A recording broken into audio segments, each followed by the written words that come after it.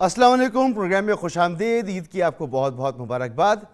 عید اللہ تعالیٰ کے حضور اس کی جو نعمتیں ہیں ان کے شکرانے کا دن ہے اور آپس میں ایک دوسرے کے ساتھ صلہ رحمی کا تہوار ہے، تو اس کی ہمیشہ مبارکباد لینی چاہیے، دینی چاہیے، اسے سیلیبریٹ کرنا چاہیے۔ لیکن میں بڑے دعوے سے کہہ سکتا ہوں کہ یہ جو عید گزری ہے یہ اکثر پاکستانیوں کے لیے ایک بڑی مختلف عید ہے، کیونکہ اور کیوں نہ ہو کہ 75 سال کے جو مہنگائی کے ریکارڈ ہیں وہ اس عید پر ٹوٹے ہوئے ہیں۔ اس دوران رمضان کے اخراجات، پھر عید کے اخراجات، لوگوں کا ملنا ملانا ایک دوسرے سے کم ہو گیا، آنا جانا کم ہو گیا، شاپنگ کم ہو گئی، لوگوں کی قوت خرید کم تھی۔ عام مرہ کی زندگی میں لوگ اپنی بجٹنگ کر رہے ہیں، بار بار ہر 15 دن 20 دن کے بعد، ایک مہینے کے بعد ری بجٹنگ کرتے ہیں اپنے کچن کی، اپنے گھر کی۔ تو ایسی صورتحال میں تہوار تو یقینی طور پر مشکل ہو جاتے ہیں، اور ہم نے اس کا اثر مارکیٹ میں بھی دیکھا، بازاروں میں بھی دیکھا، اور ہم نے لوگوں کی زندگیوں میں بھی دیکھا۔ اس تمام صورتحال میں پاکستانی جس کرب اور اذیت کے ساتھ گزر رہے ہیں، جو ٹینشن ہے، جو پریشانیاں ہیں، جو نفسیاتی مسائل جنم لے رہے ہیں، اس کا تو ابھی کوئی حساب ہی نہیں ہے۔ صورتحال کیا ہے؟ صورتحال یہ ہے کہ عالمی معاشی ادارے جو ہیں وہ مالی سال، جو موجودہ مالی سال ہے، اس میں ملک کی معاشی ترقی کی شرح 1% سے بھی کم دیکھ رہے ہیں۔ اداروں نے کہا ہے کہ 0.5% یا کم از کم 0.6%، یعنی 1% سے بھی کم، اور بزنس کمیونٹی جو ہے وہ ترقی کی شرح -2% دیکھ رہی ہے، اور مہنگائی کی جو شرح ہے اوسطاً 30% رہنے کا یہ خدشہ بھی ظاہر کر رہی ہے بزنس کمیونٹی۔ پاکستان کی جو لڑکھڑاتی معیشت ہے، اس میں صنعتی پیداوار ہو، ایکسپورٹس ہوں یا پھر ریمیٹنسز ہوں، سب کا بھرکس نکلا ہوا ہے۔ ایک بری صورتحال، ایک بری تصویر ہمارے سامنے موجود ہے، اور اس پر حکومت کی جو بے سروپا کی پالیسیز ہیں، جو سمجھ میں نہ آنے والی پالیسیز ہیں، انہوں نے اور ناک میں دم کیا ہوا ہے۔ چاہے وہ اسحاق ڈار صاحب کی وطن واپسی، اس کے بعد مفتاح اسماعیل صاحب کا ہٹانا، پھر IMF کو للکارنا، اس کو ڈرانا، اس کو دھمکانا، اور پھر نوبت یہاں تک آ جانا کہ اب کہنا پڑ رہا ہے کہ IMF نے ناک سے لکیریں بھی کھنچوا دیں، لوہے کے چنے بھی چموا دیے، 100 جوتے بھی مار لیے، 100 پیاز بھی کھلا لی، اور قرضہ پھر بھی نہیں دیا۔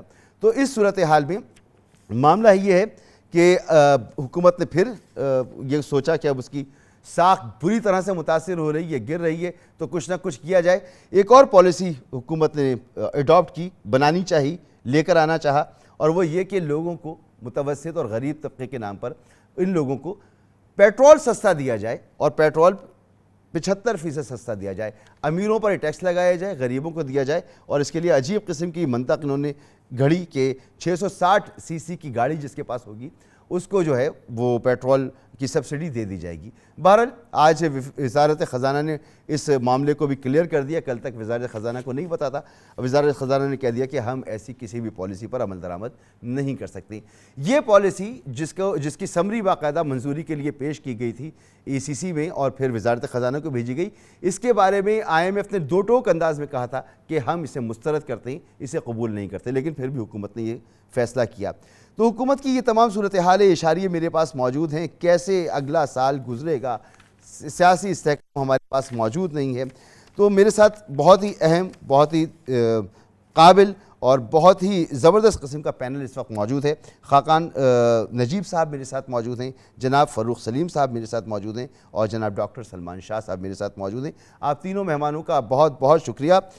سر فروخ سلیم صاحب، جو اعداد و شمار ہمارے سامنے، میں نے کچھ ذکر کیا، سر جو گزری سو گزر گئی، آنے والے دنوں میں کوئی اچھی امید، آج ہم چونکہ عید کی بھی بات کر رہے ہیں تو کوئی اچھی خبر سے آغاز کریں، کوئی ایک اچھی بات ذرا سی کہیں کوئی رمق ہو لوگوں کے لیے۔ دیکھیے، اگر اچھی خبر بہت ڈھونڈیں تو ایک اچھی خبر سامنے یہ آتی ہے کہ ہمارا جو کرنٹ اکاؤنٹ کا خسارہ تھا وہ آپ سمجھیے کوئی سرپلس میں بدلا ہے 1 مہینے کے لیے، اور حکومت ہمیں بتا رہی ہے کہ کوئی $650 ملین کا سرپلس آیا ہے، جو میرا خیال ہے کہ 2015 میں لاسٹ ٹائم آیا تھا۔ تو آپ سوچیے کہ 8 سال کی پیریڈ کے دوران ابھی کرنٹ اکاؤنٹ کا سرپلس جو ہے وہ ہم کو دیکھنے میں ملا ہے۔ لیکن اس کے علاوہ بہت ساری آپ سمجھیے کہ اچھی خبریں نہیں ہیں۔ مجھے خدشہ اس چیز کا ہے اور سلیم صاحب، یہ جو خبر ہے، اچھی خبر جس کا آپ نے ذکر کیا، یہ بھی کنڈیشنل ہے کہ جس دن امپورٹ ہماری شروع ہوں گی یہ پھر سے ہم ریورس گیئر لگا لیں گے اپنا؟ یہ آپ درست کہہ رہے ہیں کہ جو ہمارا کرنٹ اکاؤنٹ کا سرپلس اس دفعہ سامنے آیا ہے وہ امپورٹس کو ریسٹرکٹ کر کے یا امپورٹس میں کمی لا کے آیا ہے. ہونا یہ چاہیے تھا کہ اگر ایکسپورٹس کو بڑھا کے سامنے آتا تو پھر تو بہت ہی اچھی بات تھی. ابھی یہ جو سرپلس ہمارے سامنے آیا ہے یہ ہم نے مصنوعی طریقے سے جو امپورٹس کو روک کے رکھا ہے اس کے نتیجے میں چلیں آج کے لیے یہی اچھی خبر کافی ہے، تھوڑی سی اچھی خبر تو مل گئی. سر آگے عید کے حوالے سے آپ نے عید کا ذکر کیا. عید کے حوالے سے جو اوسطاً فگر آیا کرتی تھی وہ 7 سے 8 ہزار ارب کا جو آخری 10 دن گزرتے ہیں رمضان کے اس میں جو ہماری ریٹیل سیلز ہیں پاکستانی جو ہیں بڑا تہوار مناتے تھے اور 7 سے 8 ہزار روپے جو ہیں وہ آپ سمجھے کہ آخری 10 دنوں میں خرچ ہوتے تھے. تو پورے سال کی جو تقریباً 8 سے 10% جو کنزیومر جو ہمارے صارفین بازار میں شاپنگ کرتے ہیں وہ یہ رمضان کے آخری 10 دنوں میں کرتے ہیں. ٹھیک ہے. جو رپورٹس آ رہی ہیں ریٹیل مارکیٹ سے دکانداروں کی طرف سے کم از کم 15 سے 20% اس میں کمی آئی ہے. میرا ذاتی ایسٹیمیٹ یہ ہے کہ کہیں 6,000 ارب سے زیادہ کا خرچہ یہ پچھلے 10 دنوں میں جو رمضان کے ٹریڈیشنل ہم کرتے ہیں وہ کم ہوا ہے. 15 سے 20% تقریباً کم ہوا ہے. جو خرچے ہوتے ہیں عید کی شاپنگ کے جس میں کپڑوں میں بہت ہم خرچ کرتے ہیں، جوتوں میں ہوتا ہے، مٹھائی ٹریڈیشنلی خریدی جاتی ہے، خواتین جو ہے وہ میک اپ کا سامان خریدتی ہیں اور اس کے ساتھ ساتھ جو ہے وہ پرفیومز کا کافی جو ہے وہ سیل ہوتی ہے. ان سب چیزوں میں کمی آئی. بہرحال خاقہ نجیب صاحب، سر یہ جو تمام صورتحال ہے مہینے گزر گئے سنتے سنتے کہ آئی ایم ایف کا پروگرام حل ہو تو کچھ ریلیکسیشن ملے. سر آئی ایم ایف کا پروگرام ابھی بھی نہیں ہو رہا. 6 ارب ڈالر کا جو گیپ تھا 3 کا فل ہوا ہے اور 3 کا ہونا ہے. حکومت نے بتایا کہ ورلڈ بینک، ایشین ترقیاتی بینک، ایشیائی ترقیاتی بینک، اس کے علاوہ کمرشل بینک سے ہم پیسے لیں گے. تو سر یہ جو ہماری کریڈٹ ریٹنگ ہے یہ تو آئی ایم ایف کو بھی پتہ ہے، ہمیں بھی پتہ ہے. کیا یہ فائنینسنگ آسان ہوگی کہ یہ فائنینسنگ اس کی یقین دہانی ملے تو اللہ اللہ کر کے کسی طرح سے آئی ایم ایف کا پروگرام بحال ہو جائے ہمارا؟ مسعود بھائی، good to join you on Eid day. آپ کو بھی عید مبارک، اور دنیا ٹی وی کے جتنے لوگ ہمیں مدد کر رہے ہیں اس پروگرام کی ریکارڈنگ کے لیے ان کو بھی عید مبارک، اینڈ سب ناظرین کو بھی عید مبارک. سو عید از اے ڈے کہ جس پہ ہم سب مل بانٹ کے بیٹھتے ہیں اور آپس میں گپ شپ لگاتے ہیں. سو دیکھیں، ایک تو گپ شپ یہ ہے کہ ہم جو مشکل وقت تھا جس میں پرائس ایڈجسٹمنٹس بہت ہوئیں، بجلی کی بھی ہوئی، پیٹرول کی بھی ہوئی، گیس کی بھی ہوئی، 170 ارب کے ٹیکسز لگے.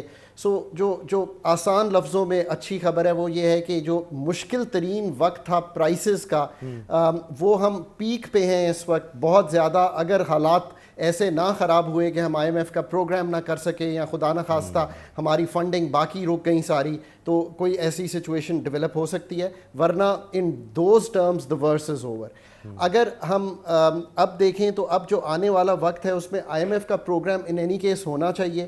آئی ایم ایف کے پروگرام میں یہ بات آپ کی درست ہے، یہ جو 3 ارب ڈالر رہ گیا ہے اس میں سے 900 ملین ڈالر جو ہے یہ تو ملٹی لیٹرل یعنی کہ ورلڈ بینک اور AIIB کا ہے. ٹھیک ہے. جو ایم ہے وہ یہ ہے کہ تقریباً 8 ارب ڈالر تک ذخائر کو لے جائیں گے. اس سے جو سپلائی چین رکی ہوئی ہے وہ تھوڑی کھل جائے گی. سو ان دا شارٹ ٹرم تو یہی ہے ہمارے پاس. بٹ یہ آئی تھنک کہ آسان بات ہے جو بھی میں نے آپ کے سامنے رکھی ہے.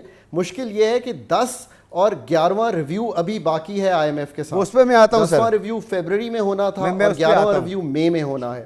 سو حکومت کے لیے ابھی بہت سے امتحان باقی ہیں. جی میں اس کے بعد ایک بجٹ دینا ہے. اچھی امید دلائی ہے. آپ نے ایک فسکلی ریسپانسبل بجٹ دینا. میں چاہتا ہوں کہ ذرا اس کو اور زیادہ ویلیڈیٹ کر لیں کہ اس میں واقعی کوئی، میں بھی یہ چاہتا ہوں کہ اور سب چاہتے ہوں گے کہ آئی ایم ایف کا پروگرام جلد سے جلد ہو جائے.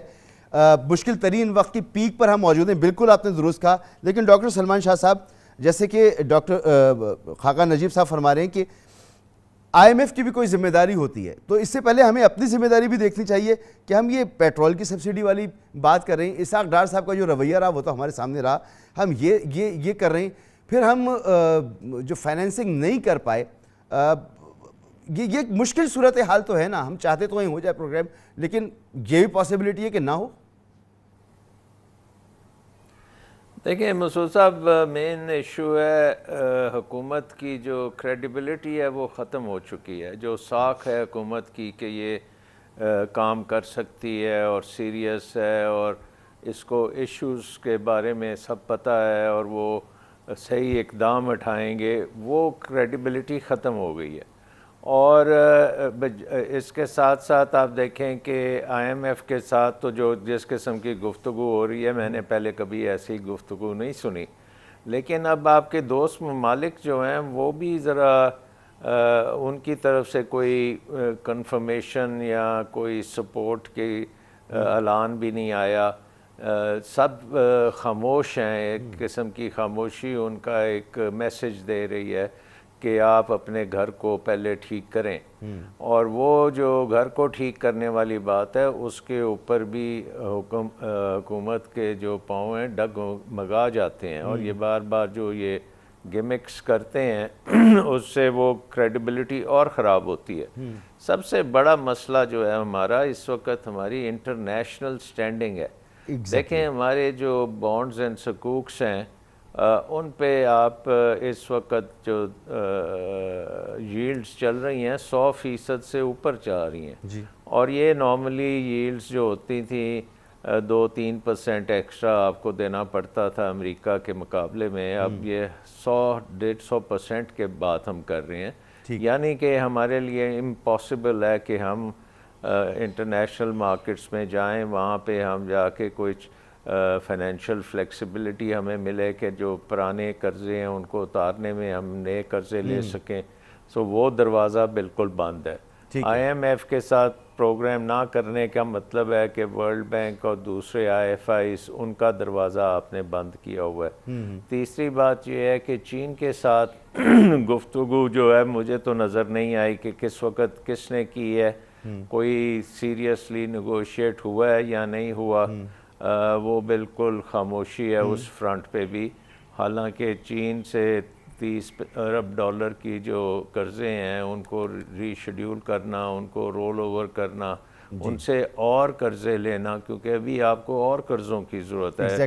یہ جو وقت ہے اس میں آپ نے جو اگلے 1-2 سال گزارنے ہیں اس میں آپ کو بیرون ملک قرضوں کی شدید ضرورت ہوگی، اور اس کے لیے آئی ایم ایف کا پروگرام جو ہے سر وہ لازمی ہے اور وہ اس وقت کھٹائی میں پڑا ہوا ہے۔ تو فاروق سلیم صاحب، ایک تو جیسے ڈاکٹر سلمان شاہ صاحب نے ذکر کیا کہ معاشی جو انٹرنیشنل سٹینڈنگ ہے وہ اس کو دیکھنا ہوگا، ایک سفارتی جو ہماری سٹینڈنگ ہے اس کو بھی اس وقت دیکھنے کی ضرورت ہے۔ چین کے ساتھ کیا گفتگو ہوئی نہیں پتہ ہم لوگوں کو، اور چین سے ہمیں مدد چاہیے، امریکہ بھی کہہ رہا ہے جی جائیں آپ چین کے پاس، سعودیہ بھی ہم سے یہ بات کر رہا ہے۔ ابھی سعودیہ کا وزٹ تھا، وزیر اعظم کو جانا تھا، اب خبریں آ رہی ہیں کہ وہ نہیں جا رہے، اس کی مختلف وجوہات سامنے آ رہی ہیں، واللہ عالم کیا فائنل چیز نکل کر آتی ہے۔ سعودی عرب اس طرح سے ساتھ نہیں ہے، یو اے ای اس طرح کے ساتھ نہیں ہے، امریکہ کی طرف سے وہ رسپانس نہیں ہے، تو خارجہ سطح پر ہمیں جو گزشتہ 1 سال میں کرنا تھا، بلاول صاحب نے کئی دورے کیے، اس میں بھی ہمیں کوئی خاطر خواہ کامیابی نظر نہیں آ رہی کہ ہم انفلوئنس کر سکتے آئی ایم ایف کو یا مزید فنڈنگ حاصل کر سکتے۔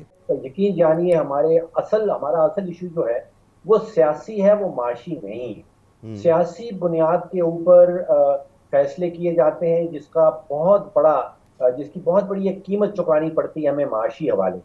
اب دیکھیے، اگر آپ فروری کی 28 تاریخ سن 2022 کو یاد کریں، سابق وزیر اعظم صاحب عمران خان صاحب آپ کو یاد ہوگا ٹیلی ویژن پہ آتے اور انہوں نے سبسڈی کا اعلان کیا 10 روپے لیٹر پیٹرول اور ڈیزل کے اوپر۔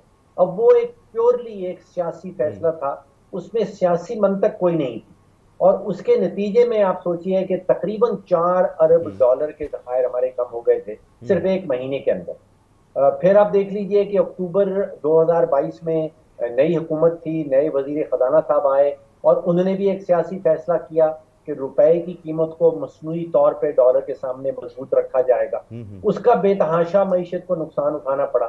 تو ہمارے لیڈران جو ہیں وہ سیاسی فیصلے کرتے ہیں اور اس کے نتیجے میں معاش کی قیمت ادا کرنی پڑتی۔ تو جب تک تو یہ والا ٹرینڈ جو ہے یہ ختم نہیں ہوگا، اس وقت تک مجھے محسوس ایسا ہو رہا ہے کہ ہماری تکالیف جو ہیں 23 کروڑ پاکستانیوں کے حوالے سے وہ ختم ہونے والی نہیں ہے۔ میرا خدشہ یہ ہے کہ مشکل وقت جو ہے وہ شاید فیوچر میں ابھی آنا باقی ہے، وہ ہمارے ماضی میں گزرا نہیں۔ اس سے بھی زیادہ مشکل وقت فاروق سلیم صاحب، جیسے خاقان صاحب فرما رہے تھے کہ ہم پیک پر ہیں، مشکل وقت ہی، تو اس سے بھی زیادہ مشکل وقت آپ کہہ رہے ہیں فیوچر میں آئے گا؟ جی دیکھیے، اگر تو جو بنیادی معاشی بیماریاں ہیں، جس میں ایک سب سے بڑی بیماری جو ہے وہ بجٹ کا خسارہ ہے، اور دوسری بڑی بیماری جو ہے وہ تجارت کا خسارہ ہے، باقی جتنی ہم تکلیف کا ذکر کرتے ہیں، ہم بات کرتے ہیں، ہم ڈسکشن کرتے ہیں، وہ ان دونوں بیماریوں کی علامات ہیں. تو مجھے محسوس یہ ہو رہا ہے کہ جب تک ان بیماریوں کا علاج نہیں کیا جائے گا، جو علامات ہیں جو مہنگائی کی صورت میں سامنے آتی ہیں، جو خزانہ خالی ہونے کی صورت میں سامنے آتی ہیں، ابھی ہم ان بیماریوں کا علاج نہیں کر پا رہے ہیں. ابھی تو سارا فوکس یہ ہے کہ کسی طرح علامات کو دبایا جائے. اور پھر دوسرا آپ کے سامنے بالکل واضح ہے کہ جو سیاسی قیادت ہے دونوں طرف، چاہے وہ اپوزیشن میں ہو چاہے وہ حکومت میں ہو، اس کا فوکس جو ہے وہ اشرافیہ کی ایک جنگ ہے. اس کا فوکس معیشت نہیں ہے. اس کا فوکس جو ہے وہ 23 کروڑ پاکستانیوں کا جو معاشی مفاد ہے وہ نہیں ہے. یہاں پہ تو کرسی کی جنگ چل رہی ہے، کہیں انسٹیٹیوشن کے اندر جنگ چل رہی ہے، کہیں ایک انسٹیٹیوشن، ایک ادارہ جو ہے وہ دوسرے ادارے کے ساتھ لڑ رہا ہے. سپریم کورٹ اور پارلیمنٹ سامنے کھڑے ہیں، کبھی سپریم کورٹ اور الیکشن کمیشن کی جنگ شروع نظر آتی ہے. پھر جو اعلیٰ ترین عہدے ہیں، ہم نے دیکھا کہ کوئی ہفتہ 2 ہفتے پہلے پریزیڈنٹ صاحب اور پرائم منسٹر صاحب کے دفتر جو ہیں ان کے درمیان ایک خط و خطابت کی جنگ چل رہی تھی. تو یہاں پہ فوکس جو ہے وہ معاشی نہیں ہے، وہ 23 کروڑ پاکستانیوں کا معاشی مفاد نہیں ہے، وہ پیورلی سیاسی ہے. ٹھیک ہے. اب خاقہ نجیب صاحب، میں آپ سے، فروخ سلیم صاحب میرے ساتھ ہی رہیے گا. میں نے واپس آپ سے آ کے بہت کچھ امپورٹنٹ چیزیں پوچھنی ہیں. خاقہ نجیب صاحب، مجھے یہ بتائیں کہ یہ جو بات کہہ رہے ہیں فروخ سلیم صاحب کہ 23 کروڑ لوگوں کا مفاد اشرافیہ اور حکومتوں کے پیش نظر نہیں ہے، سیاسی جماعتوں کی سیاسی قیادت کے پیش نظر نہیں ہے. سر، یہ جو اس وقت کی صورتحال ہے، کیا ہم یہ کہہ سکتے ہیں کہ یہ گزشتہ جو 12 ماہ گزرے ہیں یہ تباہ کن تھے پاکستانی معیشت کے لیے؟ اور اس میں جو ہم نے ایک نعرہ سنا کہ ہم ملک کی معیشت کو بچانے کے لیے آئے ہیں، اپنی سیاست کو قربان کرنے کے لیے آئے ہیں، وہ لگ رہا ہے کہ وہ صرف ایک نعرہ تھا، ایک جھوٹا نعرہ تھا، سچا نعرہ نہیں تھا. ایسا لگ رہا ہے. کیا ایسا ہی ہے؟ اور اگر ایسا ہی ہے تو ہم کیسے بھروسہ کریں کہ آنے والے دنوں میں یہی سیٹ اپ، یہی انتظام جو پورے ملک میں ہے، وفاق سے لے کے صوبوں تک میں، یہ ملک کے لیے کوئی اچھے فیصلے کر سکے گا؟ یہ تو بڑی پریشان کن صورتحال ہے ایک عام پاکستانی کے لیے. دیکھیں، اس میں تو کوئی شک کی گنجائش نہیں ہے. آپ 2021 دسمبر میں جائیں تو پاکستان کے زر مبادلہ کے ذخائر 18 ارب ڈالر پہ تھے اسٹیٹ بینک آف پاکستان کے پاس. آج جو میں آپ سے بات کر رہا ہوں تو ہمارے زر مبادلہ کے ذخائر 4.4 ارب ڈالر پہ ہیں. وہ بھی اس لیے کہ چائنا نے کچھ پیسے، ابھی تھوڑی دیر پہلے $300 ملین ایک کریڈٹ ہوا ہے پاکستان کے اکاؤنٹ میں، تو ہمارے ذخائر جو ہیں وہ یہاں آئے ہیں. جب وائس آف یہ جو ووٹ آف نو کانفیڈنس ہوا تو ہمارے ذخائر تقریباً 10 ارب ڈالر کے تھے. تو ہم نے یہ کنسسٹنٹلی اپنے جو ذخائر ہیں وہ لوز کیے ہیں. یہ ایک آپ کا ایک ایسا فنڈامنٹل سا پوائنٹ ہے میکرو نمبر کا جو سب سمجھتے ہیں، اس لیے میں نے یہ سامنے رکھا. روپے کی قدر پہ پریشر آیا، انفلیشن جو ہے وہ بڑھی، جو ہماری جی ڈی پی کی گروتھ تھی وہ کم ہوئی. تو اگر آپ اوور آل دیکھیں تو یہ بالکل درست بات ہے کہ پاکستان کی جو پچھلے 18 ماہ کی اکنامک مینجمنٹ ہے وہ leaves a lot to be desired. اس میں کوئی شک کی گنجائش نہیں ہے. پر اس کے ساتھ ساتھ یہ بھی یاد رکھیے کہ ایکسٹرنل انوائرمنٹ جو ہے وہ بھی بہت ٹف رہی ہے. یوکرین وار ہو، وہ دنیا بھر میں کساد بازاری ہو، جس کی وجہ سے انفلیشن جب بڑھی تو انفلیشن کا امپیکٹ یہ آیا کہ دنیا نے اپنے ریٹس بڑھائے، سینٹرل بینکس نے ایک سنکرونائزڈ ریٹ بڑھائے، ایمرجنگ مارکیٹس کی رسائی اور کم ہوئی to the funds that they wanted to get. So یہ سارے اس ماحول میں یہ چیز ہوئی. پاکستان میں پولیٹیکل انسٹیبلٹی تو ہمیشہ پارٹ اینڈ پارسل رہی ہے، پر اس دفعہ جو ڈفرینٹ چیز ہے وہ یہ ہے کہ پولیٹیکل انسرٹنٹی بہت بڑی ہے. پولیٹیکل انسرٹنٹی سے مطلب ہے کہ جو الیکشن سائیکل ہے اس کی ایک بہت بڑی انسرٹنٹی ہے. سو وہ آبویسلی ڈومیسٹک انویسٹر کو بھی اور جو انٹرنیشنل انویسٹر بھی ہے اس کو ڈسٹرب کرتی ہے. یہ باتیں سب درست ہیں، بٹ کہنے کا مطلب یہ ہے کہ آپ نے تو انکمبنٹ گورنمنٹ سے ہی یہ پوچھنا ہے کہ IMF کا پروگرام کرنا، باقی ملٹا لیٹرل سے پیسے لینا اور کچھ چھوٹے اقدام کرنا، یہ انہی کا فرض ہے. سپلائی سائیڈ کو امپروو کرنا سو دیٹ انفلیشن اتنی نہ ہو، یہ سب چیزیں کرنا تو اس وقت کی جو انکمبنٹ گورنمنٹ ہے یہ انہی کا فرض ہے، انہوں نے ہی کرنا ہے. ہمیں تو ان کے ہاتھ ہی مستحکم کرنے ہیں کہ وہ یہ کام کر سکیں، اور کوئی راہ فرار پاکستان کے پاس ہے نہیں ہے اس وقت. یہ بات یاد رکھیے. بالکل. پر اس کے علاوہ اس وقت جو درکار ہے وہ یہ ہے کہ کوئی بھی اور حکومت میں آنے کے لیے باہر ہو یا پی ڈی ایم کی گورنمنٹ ہو, both P T I and P D M, they have to work on a granular level reform program for Pakistan. میں نے ہمیشہ یہ کہا ہے کہ اگر آپ پارٹیز کے مینیفیسٹوز دیکھیں تو بہت سی چیزیں کامن ہوں گی اس میں. میں نے ان تینوں پارٹیز کے ساتھ کام کیا ہے اور ایز اے پروفیشنل میں بڑے کمفرٹیبلی یہ کہہ سکتا ہوں. بٹ دا پرابلم از کہ پرائیویٹائزیشن تو سب کہیں گے کرنی ہے, مگر مسئلہ یہ نا کہ 5 سال میں کون سی پرائیویٹائزیشن کرنی ہے. منشور پبلک کنزمپشن کی باتیں کچھ اور ہیں اور حقیقت کی باتیں کچھ اور ہیں. تو سب سے پہلے تو اس منافقت سے باہر نکلنا پڑے گا نا سیاسی جماعتوں کو. نہیں دیکھیں, منافقت تو ایک چیز ہے, you have to build competence to be able to do what you want to do. میں نے ہمیشہ کہا ہے کہ پاکستان کا سب سے بڑا کلیدی مسئلہ یہ ہے کہ آپ کا ایک بیوروکریٹک سٹرکچر ہے جو ایک جنرلسٹس کا ہے. آپ کو دیکھنا پڑے گا کہ اس سٹرکچر سے آپ کیا پرائیویٹائز کر سکتے ہیں, کیا آپ انویسٹمنٹ فلوز بڑھا سکتے ہیں, کیا آپ انرجی ریفارم کر سکتے ہیں, کیا آپ بجٹری اور ایکسپینڈیچر کے ریفارمز کر سکتے ہیں. میرا نہیں خیال کہ آپ کر سکتے ہیں. اب اس کو آپ اوور لیپ کیجئے ایک پولیٹیکل سٹرکچر سے, جبکہ وہ حکومت میں آتا ہے تو وہ آ کر ابھی پریپیئر ہی ہو رہا ہوتا ہے اور فائر فائٹنگ میں چلا جاتا ہے, آئی ایم ایف کے پروگرام میں چلا جاتا ہے, تو سٹرکچرل ایشوز جو ہیں ملک کے وہ پس پشت چلے جاتے ہیں. بالکل ٹھیک. یہ ہے پاکستان کا ریئل ڈیلیما.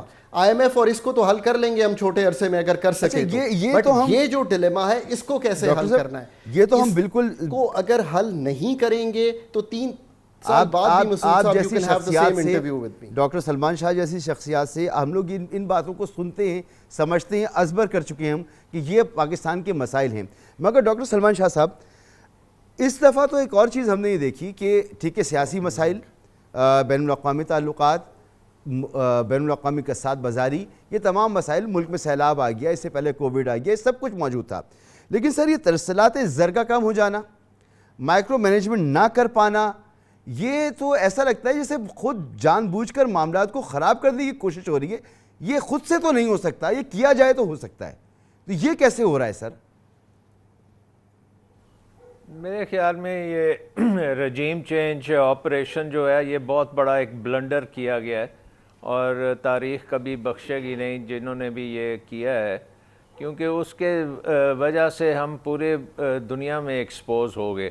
ایک تو ڈسکنٹینیوٹی ہوئی, شوکت ترین صاحب نے ڈیل کی تھی آئی ایم ایف سے, اور وہ جا رہے تھے اپریل میں 2022 میں اسپرنگ میٹنگز میں, تو انہوں نے وہاں پہ جا کے جواب دینے تھے سارے, اور وہ جب چینج ہو گئے ان کی جگہ پہ ایک نئی ٹیم گئی. مفتاح اسماعیل صاحب کو بالکل کوئی آئیڈیا نہیں تھا کہ آئی ایم ایف سے کیا بات کرنی ہے, اور نہ ہی ان کے پاس مینڈیٹ تھا, کیونکہ 13-14 پارٹیز جو ہیں وہ بیٹھی ہوئی تھیں اور وہ ہر ایک سے پوچھتے تھے, کبھی لندن جاتے تھے, کبھی پشاور جاتے تھے, کبھی کراچی جاتے تھے, اور جو چیزیں سو ان ادر ورڈز اور فیصلے کرتے تھے تو اپنی پارٹی سے ایک ٹویٹ آیا کرتا تھا کہ جی فیصلوں کو ریورس کر دیجئے, فلاں پہ ٹیکس لگانا ہے, فلاں پہ ٹیکس نہیں لگانا. جی بڑے دباؤ میں تھے وہ. ہاں, سو وہ بالکل ہم نے جو آپ نے مائکرو مینجمنٹ کی بات کی اس نے تباہی پھیر دی ہماری اکانومی کی.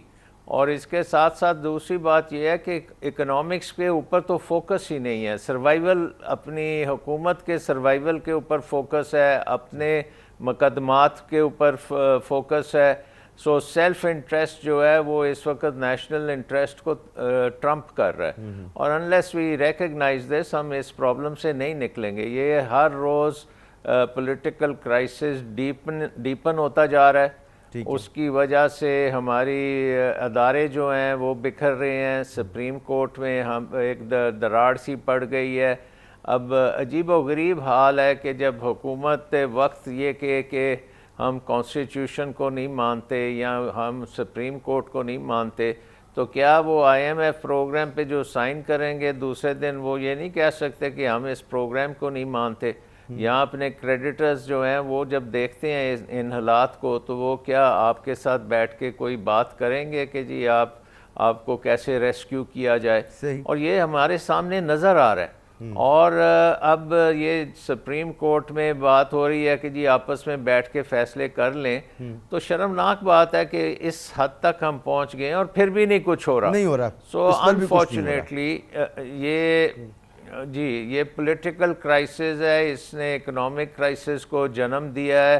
اکنامک کرائسس ایک سوشل کرائسس کو جنم دے گا. ابھی وہ سوشل کرائسس نہیں ہوا. ابھی لوگ 15-20 لوگ آٹے کی لائنوں میں انتقال کیا انہوں نے اور اپنی جانوں سے کھیل بیٹھے ہیں. لیکن اگر یہ سوشل کرائسس واقعی ہو گیا جس طرح سے دوسری جگہوں پہ ہوتا ہے اور جو ہمیں نظر آتا ہے, تو پھر سوسائٹی جو ہے وہ بالکل بکھر جائے گی. اور پاکستان اللہ خیر کرے. سر آپ انتہائی خطرناک جو تصویر کھینچ رہے ہیں یہ بعید از قیاس بھی نہیں ہے, سامنے کی چیز ہے.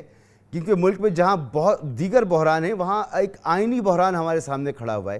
اور پہلے دن سے جب سے ملک میں رجیم چینج جس کا ذکر کیا سلمان شاہ صاحب نے بھی, یہ ہوا یعنی پی ڈی ایم کی حکومت آئی, ایک ہی بات کہی جا رہی ہے کہ ملک میں ایک مضبوط اور مستحکم حکومت کی ضرورت ہے جو مشکل فیصلے بھی کر سکے, مستحکم فیصلے کر سکے, جسے عوام کی بیکنگ حاصل ہو. لیکن بدقسمتی کے ساتھ ایسا نہیں ہو رہا اور موجودہ حکومت فیصلہ سازی میں بڑی کمزور ہے اور مائکرو مینجمنٹ نہیں. جو بات نکل کے سامنے ہے وہ یہی کہ فوکس اس وقت اقتدار کی جنگ ہے, اقتدار کی بقا ہے, اکانومی نہیں ہے. ایک بریک لیتے ہیں, بریک کے بعد یہیں سے گفتگو آگے بڑھاتے ہیں.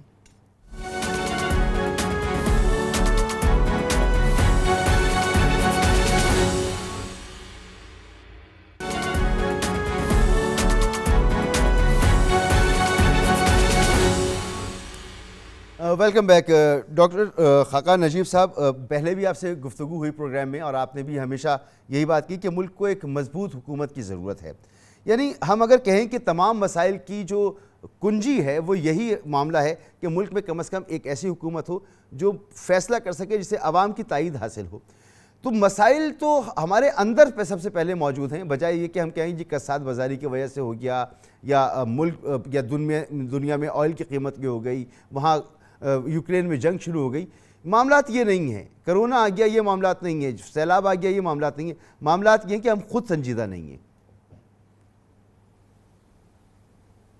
مسعود صاحب, آئی ایم ریئلی ہیپی کہ آپ نے یہ پوچھا کہ یہ مشکل فیصلے جو ہیں یہ لینے چاہیے حکومتوں کو. پہلے تو میں یہ کلیئر کر لوں کہ قیمتیں بڑھانا, 170 ارب کے انڈائریکٹ ٹیکسز لگانا, یہ مشکل فیصلے نہیں ہیں. آئی ایم ایف کے پاس جانا یہ بھی مشکل فیصلہ نہیں ہے, کیونکہ آپ کی کنڈیشن ایسی ہوتی ہے کہ آپ کے پاس اور کوئی راہ راست نہیں ہوتی, تو آپ صرف doctor of the last resort کے پاس چلے جاتے ہیں. یہ تو سب سے آسان فیصلے میں پہنچتے ہیں. مشکل فیصلے مسعود صاحب وہ ہیں کہ آپ کہ آپ ایگزیکٹلی کہ آپ وہ کام کر سکیں کہ آپ جو اپنی اکانومی ہے اس کو بیلنس آف پیمنٹس کے کرائسس میں نہ لائیں, آپ کرنٹ اکاؤنٹ ڈیفیسٹ کے خسارے میں نہ لائیں. آپ فسکل ڈیفیسٹ جو ہے وہ 7% آف جی ڈی پی, یہ ایک بہت بڑا ہوا نمبر ہے, ہونا چاہیے 3-4. میں ناظرین کے لیے اس لیے یہ کہے جا رہا ہوں تاکہ لوگ سمجھ سکیں, آپ وہ نہ رن کر رہے ہوں. آپ کا investment to G D P ratio 15% ہے. چین آپ کا جو دوست ہے اس کا 35% ہے. آپ کا سیونگز ریٹ جو ہے وہ 12-14% ہے. جو آپ کے دوست ممالک بہتر کر رہے ہیں ان کا 30% ہے. آپ کی پاپولیشن گروتھ 2% ہے, ان کی پاپولیشن گروتھ 1% ہے. سو اب ہم آ جاتے ہیں کہ پاکستان کے اگلے 5 سال کے مشکل فیصلے کیا ہیں, یہ بھی ہم طے کر لیتے ہیں. سو پہلے میں نے کہا کہ جو ڈیسیجنس ہم نے ابھی لیے ہیں they are tough decisions but they are not the hard calls that you need to make. So let me list the hard calls that in the next 5 years Pakistan has to take if I was running Pakistan. Number 1, آپ یہ طے کر لیں بات کہ Pakistan export کر کر اگر جیے گا تو جو انڈسٹری ہے وہ 12% آف جی ڈی پی نہیں ہو سکتی. اس سے مطلب ہے کہ جو ٹوٹل حجم ہے پاکستان میں اس میں سے انڈسٹریل جو کنٹریبیوشن ہے وہ صرف 12.4% ہے, کہ یہ ایسا نہیں ہوگا. نمبر 2, آپ یہ طے کر لیں کہ پاکستان 70% انڈائریکٹ ٹیکسیشن سے کلیکشن نہیں کرے گا, because that is the unfair way. آپ یہ طے کر لیں کہ پاکستان میں ایگریکلچر پروڈکشن جو ہے جس کو ہم پیداواری صلاحیت اردو میں کہتے ہیں, وہ ایسا نہیں ہو سکتا کہ 1.7 ٹنز پر ہیکٹر ہو آپ کی کلیدی جو آپ کی فنڈامنٹل کراپ ہے کاٹن, اور چائنا کی 9 ٹنز پر ہیکٹر ہو. آپ یہ فیصلہ کر لیں کہ پی آئی اے 67 بلین کا نقصان کیے ہوئے ہے, آپ نے چلانا ہے کہ بیچنا ہے. آپ یہ فیصلہ کر لیں کہ آپ کے 9 ڈسکوز ہیں آپ کے پاس, آپ کے کچھ ڈسکوز 26 سال سے پرائیویٹائزیشن کی لسٹ پر ہیں. آپ بیچنا چاہتے ہیں یا اپنے پاس رکھنا چاہتے ہیں؟ اگر بیچنا ہی چاہتے ہیں جو کہ رائٹ ڈیسیجن ہوگا, تو آپ اگلے 5 سال میں کون سے بیچیں گے؟ آپ یہ فیصلہ کر لیں کہ آپ investment to G D P ratio کو ریز کرنے کے لیے ریگولیٹری ریفارم سے مطلب ہے اسٹیٹ کا فٹ پرنٹ اور اسٹیٹ آپ کو کتنا روک رہی ہے وہ کام کرنے سے جو آپ کرنا چاہتے ہیں، ایس ایم ایز کو ڈیولپ کرنا. آپ یہ فیصلہ کر لیجئے کہ کیا آپ نے ریگولیٹری ریفارم کرنا ہے، تو بی او آئی کو ٹھیک کیسے کریں گے کہ وہ ریگولیٹری ریفارم کو انویزج کر سکے اور کر سکے. اور آخر میں یہ فیصلہ کر لیں کہ پاکستان کی معیشت کے فیصلے آپ نے کرنے ہیں یا آپ نے یہ ڈیسائیڈ کر لیا ہوا ہے کہ پاکستان کے جو پالیسی میکرز ہیں یا پاکستان کے جو پروفیشنلز ہیں وہ یہ فیصلے نہیں کریں گے. میں نے ایک آرٹیکل لکھا ہے ڈان اخبار میں سب کو کہتا ہوں وہ پڑھیں. اس کا ٹائٹل ہے ٹرولی ان لکی. پاکستان نے اپنی جو معیشت کے فیصلے ہیں، اپنی معیشت کی تھنکنگ جو ہے، پاکستان کی جو تھنکنگ ہے وہ آؤٹ سورس ہوئی ہے. یعنی کہ آپ کا اس وقت کا ڈاکیومنٹ ہے memorandum of economic and financial policies جو ملک چلا رہا ہے.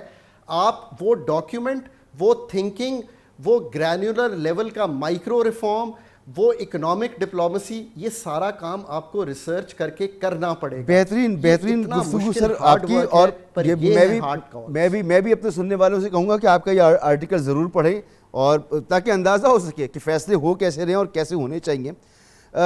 میرے ساتھ اسد علی شاہ صاحب بھی موجود ہیں، ماہر معیشت. اسد شاہ صاحب، آپ بھی گفتگو سن رہے ہیں. جو یہاں بات کی جا رہی ہے کہ ہمیں فیصلے کرنے ہیں، یعنی کب سے میں نے تو جب سے ہوش سنبھالا کبھی میں نے سنتا ہوں کہ کبھی پی آئی اے بڑی اچھی ایئر لائن ہوا کرتی تھی، کبھی منافع میں تو نہیں دیکھا. ریلوے کا یہی حال، اسٹیل مل ایک تنازع بنا ہوا ہے، ڈسکوز کا بھی ذکر کیا گیا. یہ ادارے ہمارا خون چوس رہے ہیں، یہ فیصلے ہم کر نہیں پاتے، سیاسی طور پہ نہیں کر پاتے، معاشی اس کی قیمت ادا کرنی پڑتی ہے. سر اتنی مشکلات میں آ گئے اور اتنا مشکل وقت ہے، آگے آپ کیا دیکھ رہے ہیں کہ اگر ہم نے مشکل فیصلے کرنے ہیں تو اس وقت ہمیں کیا کرنا ہوگا؟ جی بہت شکریہ آپ کا.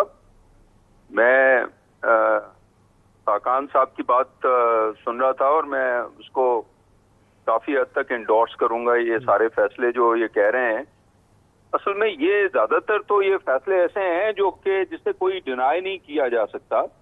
یہ سب نے، ساری حکومتوں نے زیادہ تر چیزیں اس میں ایگری بھی کی ہوئی ہیں. لیکن نہ صرف یہ ہے کہ یہ فیصلے کرنے ہیں بلکہ اس کو امپلیمنٹ بھی کرنا ہے نا.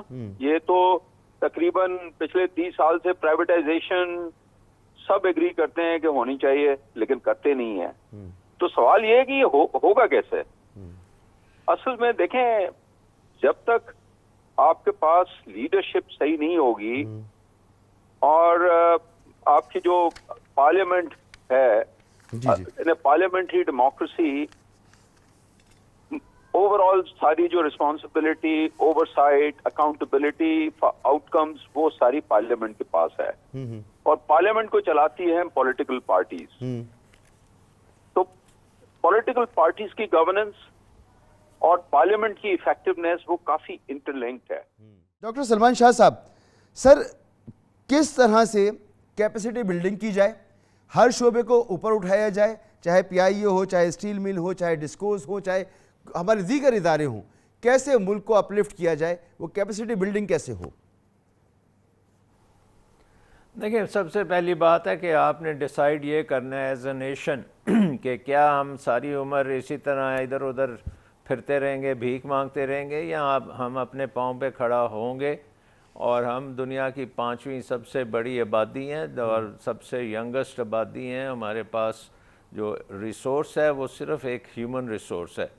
ہاں ٹھیک ہے، ہمارا خطہ اس وقت بڑا امپورٹنٹ ہوا ہے. ہمارے پاس پانی جو ہے انڈس ریور بھی ہے، ہمارے پاس زمینیں بھی ہیں، سارا کچھ ہے، اور ہماری پروڈکٹیوٹی جو ہے دنیا میں سب سے آخر میں ہے. سو پہلے تو آپ یہ ڈیسائیڈ کریں کہ ہم نے یہ ریس ہے، قوموں کی ریس جو ہے، ریس آف نیشنز جو ہے، اس کو ہم نے جیتنا ہے. اور اگر ہماری 5ویں سب سے بڑی آبادی ہے تو ہماری اکانومی کو بھی اس کے مطابق دنیا کی کم از کم ٹاپ 10 اکانومیز میں تو آنا چاہیے. مارکیٹ اکانومی کو ہمیں لینا پڑے گا، حکومت کو ہمیں چھوٹا کرنا پڑے گا، اس کی پرائیویٹائزیشن ہمیں کرنی پڑے گی. یہ نہیں ہو سکتا کہ ہم سیاست میں پڑے رہیں کہ اگر کوئی پرائیویٹائزیشن کرنے جاتا ہے تو اس وقت اپوزیشن اس کے پیچھے کھڑی ہو جاتی ہے، مزدوروں کو اکٹھا کر لیتی ہے، 1-2 بندے مار لیتی ہیں تو وہ کام ختم ہو جاتا ہے. نہیں، یہ نہیں پھر کام چلے گا. پھر آپ کو یہ پلان کے مطابق چلنا پڑے گا اور پرائیویٹ سیکٹر کو امپاور کرنا پڑے گا. جو بات حقان نے کی, ہمیں انویسٹمنٹ کے اوپر فوکس کرنا پڑے گا. انویسٹمنٹ جو ہے جب مشرف صاحب کے آخری دن تھے تو ہم تقریباً 20% آف جی ڈی پی کو کراس کر گئے تھے. اس کے بعد یہ 15% سے اوپر نہیں گئی, اور اس کی وجہ یہ ہے کہ مس مینجمنٹ ہوتی رہی ہے, اکنامک ریفارمز نہیں ہو سکیں. جو پوری دنیا نے ریفارمز کی, پاکستان نے آدھی کر کے چھوڑ دی ہیں. سو ہمیں وہ ساری مکمل کرنی پڑیں گی اور اپنی جو ہے اپ گریڈیشن کرنی پڑے گی, ٹیکنالوجی لانی پڑے گی. یہ ساری چیزیں کرنی ہیں. اس کا جو ہے نمبر 1 چیز ہے انویسٹمنٹ. جو اب انویسٹمنٹ آئے گی تو یہ ساری چیزیں ہوں گی. سو آئی تھنک یہ بڑی دنیا میں پہلے بھی ہو چکا ہے, پاکستان میں بھی ہو سکتا ہے. مایوسی کی بات بالکل نہیں ہے. آئی تھنک کہ ہمارے میں کیپیسٹی ہے یہ سارا کام کرنے میں. سیدھی ڈائریکشن ہمیں سیٹ کرنی ہے اور اس کے مطابق پھر آگے چلنا ہے. ہماری فیصلہ سازی جو ہے وہ بہت کمزور بلکہ مجرمانہ حد تک خراب رہی ہے. تو وہ جو مجرمانہ غلطیاں ہم کرتے رہے سر, اس کا سزا کسی کو ملی نہیں, اور آگے بھی اس طرح کی چیزیں ہوتی رہیں تو کسی کو پرواہ نہیں. تو ایسی صورتحال میں کیسے خاقان صاحب کیپیسٹی بلڈنگ ہوگی, کیسے ہم ایک بڑی اکانومی بنیں گے؟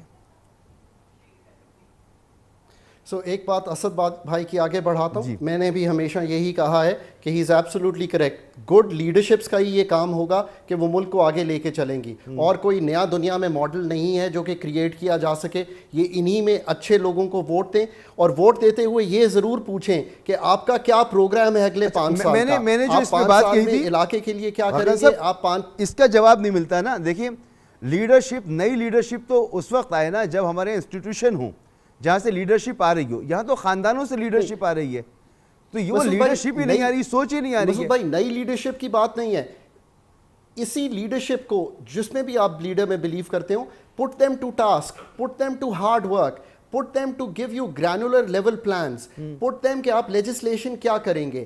آپ انہی سے یہ چیز مانگیے. ابھی تو اب میں اس پر ایک اور سوال کرتا ہوں آپ سے, ایک اور سوال کرتا ہوں. میں یہ نہیں سمجھ پاتا کہ بلاول صاحب نے وہ زندگی نہیں گزاری جو ایک بچہ اس ملک میں گزارتا ہے, جو سرکاری اسکول جاتا ہے, سرکاری اسپتال جاتا ہے, بسوں میں سفر کرتا ہے, رکشوں میں سفر کرتا ہے, دھکے کھاتا ہے, کالج میں پہنچتا ہے, ساتھ میں نوکری کرتا ہے, اس طرح سے پڑھائی کرتا ہے. ان کو نہیں پتا, مریم صاحبہ کو نہیں پتا, عمران خان صاحب نے یہ زندگی نہیں گزاری. ان کے ساتھ جو لوگ موجود ہیں وہ کبھی اس پارٹی میں کبھی اس پارٹی میں, ان کا بریڈ اینڈ بٹر ہی پارٹیاں بدلنا یا خاندانی طور پر سیاست میں رہنا ہے. تو سر یہ لوگ کس طرح سے میرے مسائل کو سمجھیں گے, آپ کے مسائل کو سمجھیں گے؟ اس کے لیے کیا کریں؟ وہ صرف لیڈرز ہی نہیں ہیں جو کہ پورا پاکستان چلا رہے ہیں. یہ یاد رکھیے کہ ایک لیڈرشپس کے نیچے پورا نظام ہے, ایک ہمارا پارلیمنٹری فارم آف گورنمنٹ ہے, ہر ایک کا ایک نمائندہ ہے جو وہاں پہ موجود ہے, ایک پھر سینٹ میں نمائندگی ہے. سو آپ نے ایک اوور آل اسٹرکچر کو دیکھنا ہے, آپ نے صرف اسی چیز کو تو نہیں دیکھنا.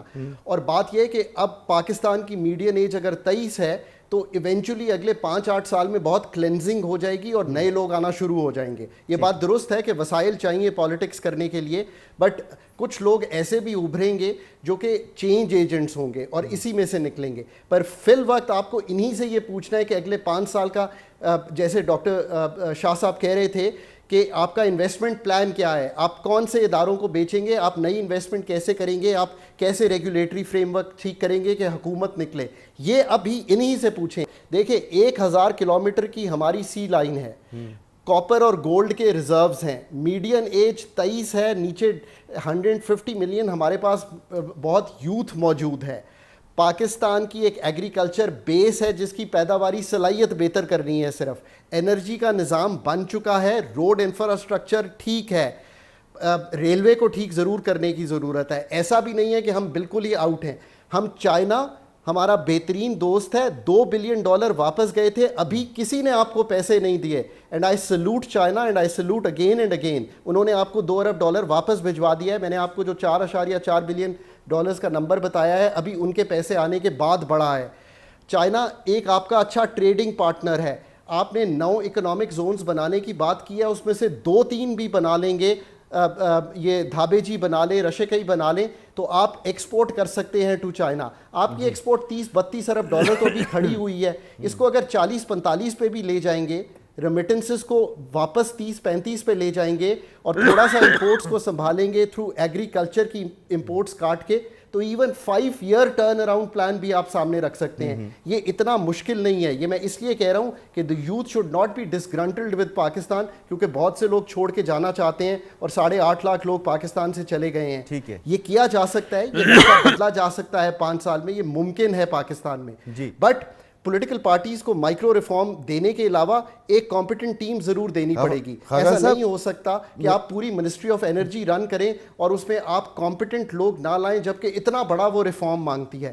یو اے ای کا ماڈل بڑا سادہ تھا, ان کے پاس اپنے لوگ نہیں تھے, انہوں نے دنیا بھر سے اچھے سے لوگ اٹھائے, ان کو پیسے دیے, کام کرنے کے لیے ایک فراہم کیا, ان کو رنگ فینس کیا اور کام کرنے دیا. سر نیت کی ضرورت ہے نا, اجازت ملی ہے. میں نے پاکستان کا 13-16 کا پروگرام مسعود بھائی اینکر کیا ہے IMF کا, ہم نے فلالیسلی وہ پروگرام رن کیا تھا. ہمیں ضرور یہی تو حیرت ہوتی ہے, آپ جیسے لوگ موجود ہیں, ڈاکٹر سلمان شاہ جیسے لوگ موجود ہیں, جناب اسد علی شاہ جیسے لوگ موجود ہیں, اور ان گنت نام ایسے ہیں جو بہت اچھا پرفارم کر سکتے ہیں.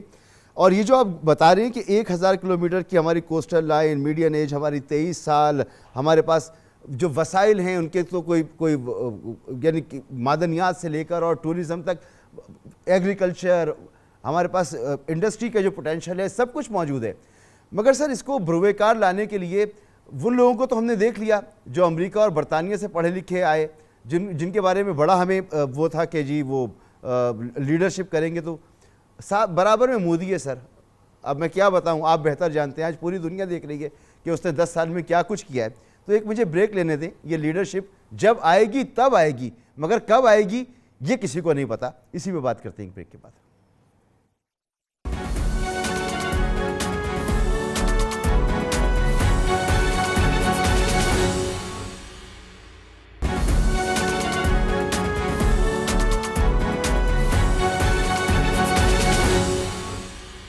Welcome back. بڑا پوٹینشیل ہے ہمارے ہاں, اکانومی کے حوالے سے تو ہمیں پریشان ہونا ہی چاہیے.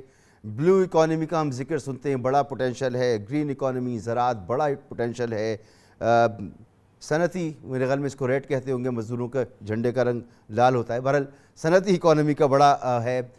ہمارے ہاں آئل اینڈ گیس اچھی تعداد میں مل جاتی ہے اور اس کی میں مزید ایکسپلور کیا جا سکتا ہے. معدنیات ہمارے ہاں بے تحاشا ہیں. ٹورزم کا بڑا ہے ہمارے ہاں. لیکن ہمارے ہاں جو سب سے بڑی اکانومی معلوم ہوتی ہے جناب اسد علی شاہ صاحب, وہ معلوم یہ ہوتا ہے کہ نہ ریڈ اکانومی, نہ بلو اکانومی, نہ گرین اکانومی, بلیک اکانومی سب سے بڑی ہے ہماری. تو سر یہ ایک بہت بڑی وجہ ہے, کرپشن, بلیک اکانومی, اسمگلنگ, نہ جانے کیا کیا. یہ جو ساری ہم اچھی باتیں کر رہے ہیں کہ یہ کر لینا چاہیے, اتنی انویسٹمنٹ پہ GDP ریشو کر لینا چاہیے, یہ ہمارے پاس معدنیات ہیں, ہمارے پاس یہ ریسورسز ہیں, لیکن سب سے زیادہ کرٹیکل چیز جیسے سلمان شاہ صاحب نے کہا, سب سے امپورٹنٹ چیز جو ہے وہ ہیومن ریسورس ہے. ٹھیک. اور ہیومن ریسورس جو ہے, ہماری آدھے لوگ بچے جو ہمارے اسکول نہیں جاتے, ہمارے اسکل ڈیولپمنٹ نہیں ہے, ہماری یونیورسٹیز کا برا حال ہے, ہمارے یہاں کوئی ریسرچ اینڈ ڈیولپمنٹ نہیں ہے. تو دوسری بات جو ہے نا وہ دیکھیں, سب سے امپورٹنٹ چیز جیسے میں نے پہلے کہا, میں اسی پہ آؤں گا. اب آپ دیکھیں اس وقت آپ کی جو ملک جو ہے وہ بینکرپٹ ہے, لٹرلی انسالوینٹ ہے, لیکن ہماری کیبنٹ جو ہے وہ 84-85 وزیر ہیں وہاں پر جی. اور یہ وزیر جو ہیں یہ مجھے بتائیں کہ کیا یہ اپنی ایریا کے ایکسپرٹس ہیں؟ ہم کیسے کیبنٹ بناتے ہیں؟ ہم بناتے ہیں کہ یار یہ MNA جو ہے نا اس کا بڑا امپورٹنٹ کنٹریبیوشن ہے, یا یہ پارٹی جو ہے اس کے اتنے ووٹ ہیں اس لیے ان کو یہ وزارت دے دو. ہمارے یہاں ہیلتھ کے وزیر ہیں ڈاکٹر قادر پٹیل صاحب. بات یہ ہے کہ یہ جو ہماری وزارتیں ڈسٹریبیوٹ ہوتی ہیں یہ ایک صرف آج کی بات نہیں ہے. میں نے ڈاکٹر غلطی سے کہہ دیا, میں معذرت چاہتا ہوں, قادر پٹیل صاحب. میں صرف یہ کہہ رہا ہوں, آپ نہیں, ہم سمجھ رہے ہیں آپ ڈاکٹر جو کہہ رہے ہیں. تو بات یہ ہے کہ ہمارے پاس اس طرح کے ڈاکٹر زیادہ ہیں, ڈاکٹر سلمان شاہ جیسے ڈاکٹر نہیں ہیں. تو ڈاکٹر نجیب صاحب بھی آتی ہیں اور پھر باہر جا کے بیٹھ جاتی ہیں.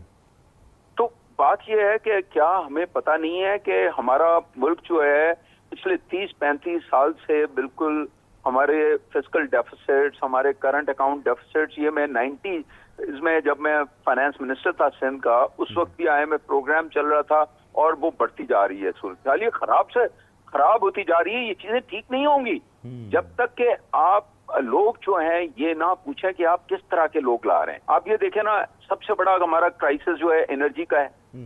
آپ یہ کیا کسی کو پتا نہیں ہے؟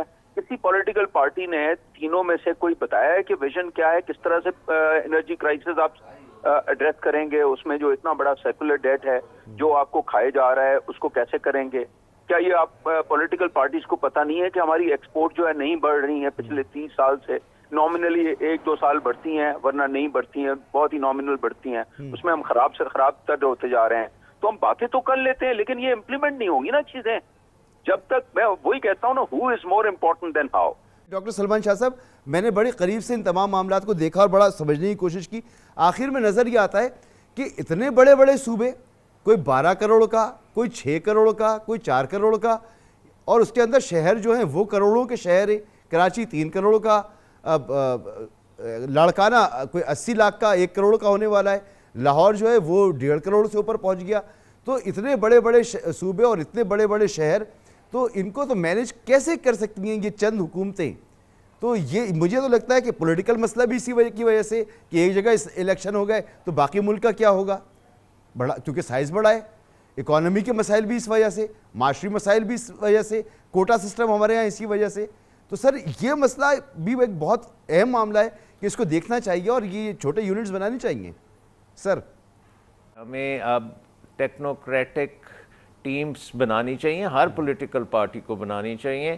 ٹرانسفارمیشن کا پلان لینا چاہیے اور اس میں دیکھنا چاہیے کہ ڈی ریگولیٹ ہم نے کیسے کرنا ہے, کیونکہ ہم نے نمبر 1 حکومت کا جو ہجوم ہے اس کو کم کرنا ہے. اس کے لیے آپ نے پرائیویٹائز کرنا ہے. گورنمنٹ کا کوئی کام نہیں ہے یہ فیکٹریاں چلائیں یا ایئر لائنز چلائیں یا بینک چلائیں یا کاروبار کریں. ان کو آپ پرائیویٹائز کریں. ریگولیشن جو ہے اس کو ڈی ریگولیٹ کریں. مطلب ہم کھانا بھی کھاتے ہیں تو حکومت جو گندم کٹھی کرتی ہے, گوداموں میں ڈالتی ہے, چوہے کھاتے ہیں, پتہ نہیں کیا کیا کرتے ہیں, اور شارٹیجز کریٹ کیے ہوئی ہیں. یہ ساری چیزیں آپ کو پرائیویٹائز کرنی پڑیں گی اور ایک نارمل مارکیٹ اکانومی بنانی پڑے گی جس میں آپ پوری انسینٹیوز دیں سروائیول آف دا فٹسٹ کو.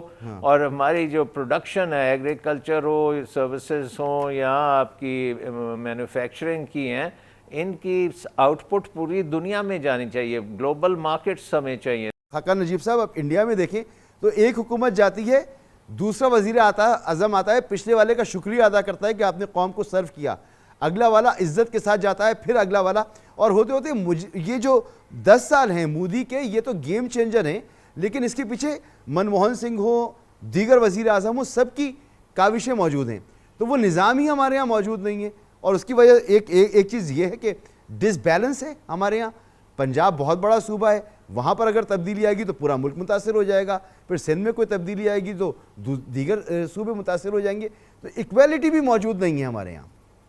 جو 91 کی ایز فائنانس منسٹر اسپیچ تھی ڈاکٹر سنگھ کی, وہ انڈیا کی تبدیلی کا آغاز تھا, اور وہ ایک ریفارم اورینٹڈ اسپیچ تھی. Liberalisation, privatisation and deregulation, LPD model پہ بیس تھی, اور یہی آج پاکستان مانگ رہا ہے. پر اس کے ساتھ ساتھ وہ یہ پلان بنا چکے تھے, اپنے ذہن میں بھی بنا چکے تھے, اور ایک کوٹری آف ٹیم تھی ان کے ساتھ.